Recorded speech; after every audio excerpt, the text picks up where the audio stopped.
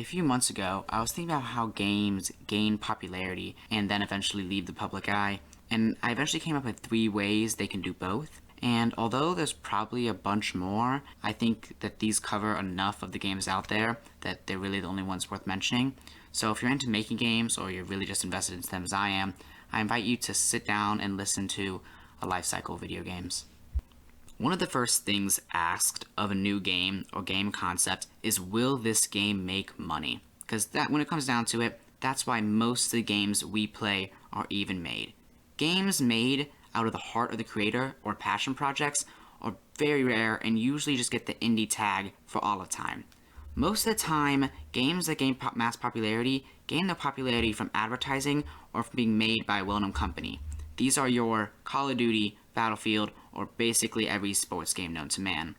Advertising and use of company name often go hand in hand, but are not quite the same, which is why I actually labeled them my first and second path to popularity. The difference can be seen easily when comparing a game like Starfield, Bethesda's next big game, and No Man's Sky, a game that lives in infamy for making people pay $60 for half of what developers promised. Starfield is already pretty widely known, even though it's had very little advertising, only being teased at E3 and being mentioned a few times at other smaller events. And on the other side of the spectrum, No Man's Sky was popular because of its heavy advertising, even though the studio was unknown by much of the community, having only previously released a series called Joe Danger. Despite games that grow using advertising and big name branding being popular, much of the time they aren't good games because the companies working on them know that people will buy them no matter what. EA, for example, makes you buy a new Madden every year, even though really the only thing changing is the cover. I'm by no way saying that you can't like these games, but when a company releases a game once a year with the same game mechanic, they are not being made for the enjoyment of fans. What's even worse is a lot of companies get away with it.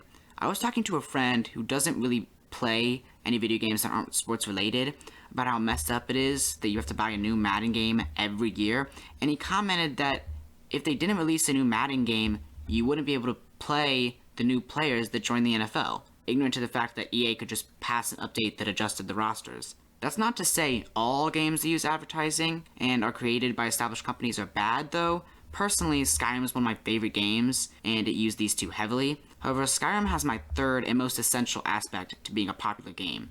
It's good.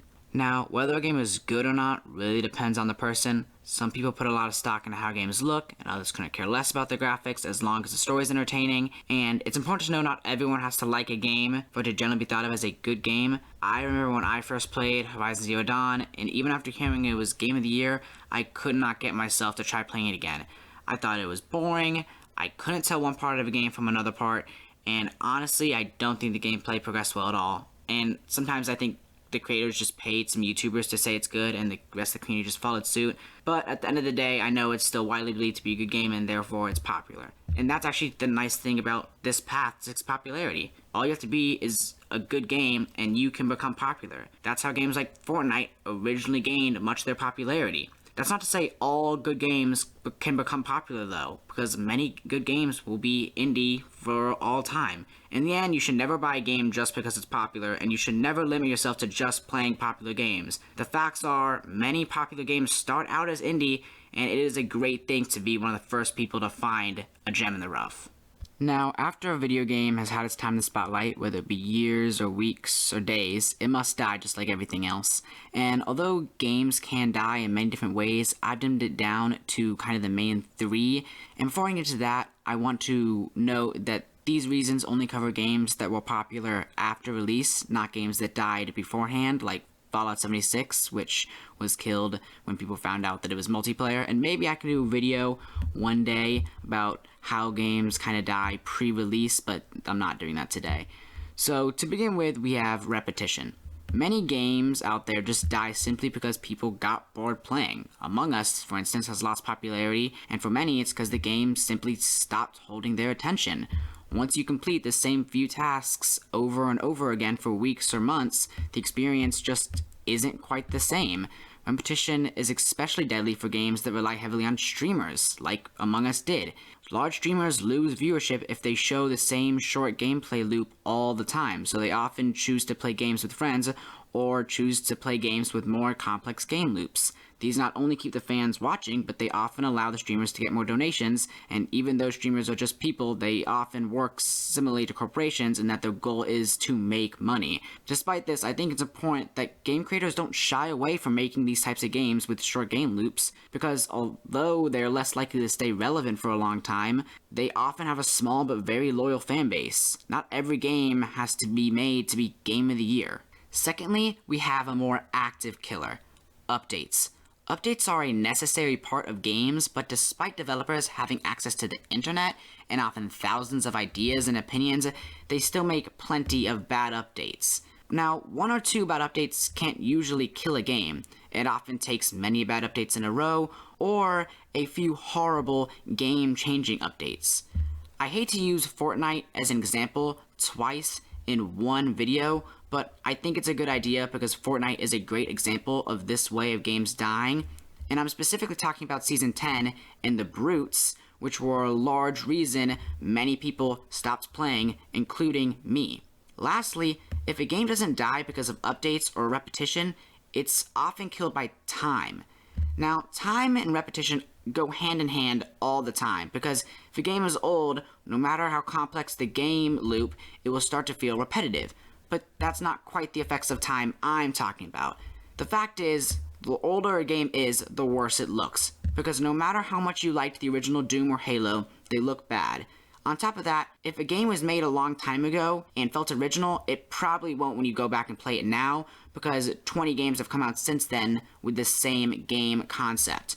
On top of that, even if a game somehow beats these challenges, it's likely it was played on a system that no one will use 10 years from then, and just like that, all games eventually die.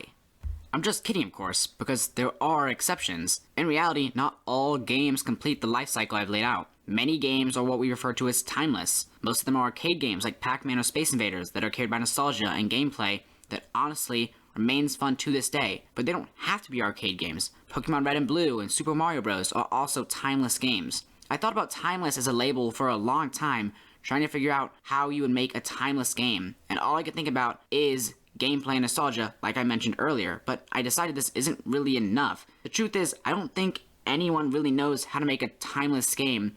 Maybe it's all luck, and maybe it's not even possible anymore because of newer technology. I don't know. And then it kind of hit me. Maybe what I don't know, or what none of us really know, is the secret ingredient to making timeless games. Timeless games have a certain something to them that no one can really define, and that's what makes them timeless.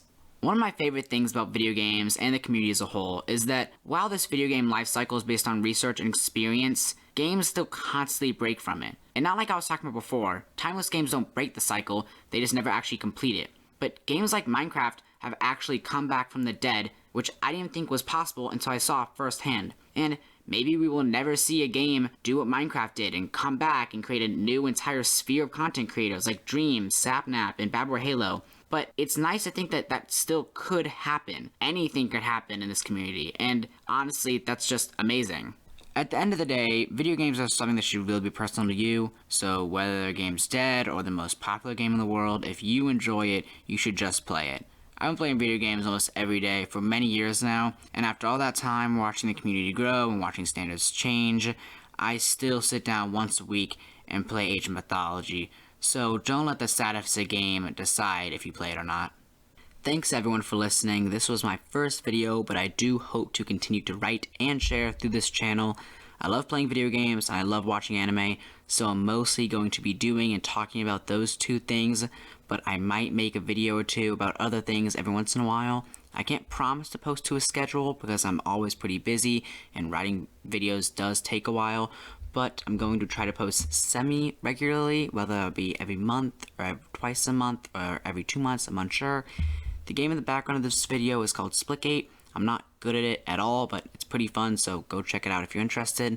Also, if anyone watching has any tips to improve the videos, please write them in the comments and I will read all of them and try my best to do what you say.